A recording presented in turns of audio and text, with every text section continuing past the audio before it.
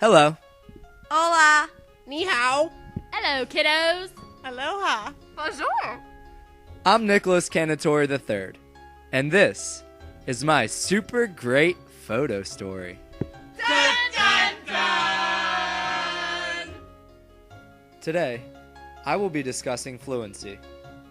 There are three components of fluency: accuracy, reading speed, and prosody. The first component we are going to talk about today is accuracy. Accuracy is the ability to recognize familiar words automatically, without any conscious thought, and to identify unfamiliar words almost as quickly. It's crucial that students immediately recognize most of the words they're reading. When students have to stop to decode words in every sentence, their reading isn't fluent. It's an indication that the selection is too difficult. The conventional wisdom is that students can read a text successfully when they know at least 95% of the words, which is 19 of every 20 words, or 95 of every 100 words. The next component, reading speed, refers to the rate at which students read. To read fluently, students need to orally read at least 100 words per minute. Of course, both children and adults vary their reading speed depending on the difficulty of what they're reading and their purpose, but excessively slow or fast reading is often a characteristic of disfluent readers. The third component, prosody, is the ability to orally read sentences expressively, with appropriate phrasing and intonation. For their reading to be expressive, they have to recognize accurately and automatically most of the words they're reading, as well as read quickly. Disfluent readers are young children who read slowly, pointing at each word as they pronounce it. But as they learn to recognize and gain experience, their reading becomes faster and smoother. However, some students do not become fluent readers. They exemplify some of the following characteristics. Students read slowly or too quickly. Students try to sound out phonetically irregular words. Students guess at words based on beginning sounds. Students point at words as they read.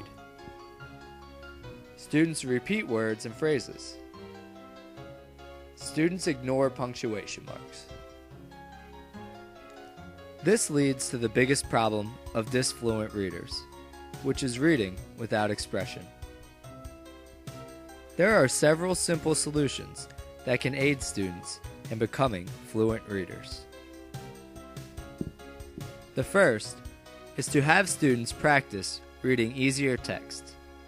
This will help students to gain confidence in their reading abilities. An easy text is often composed of sight words. This will help students with fluency because of a high volume of recognizable words.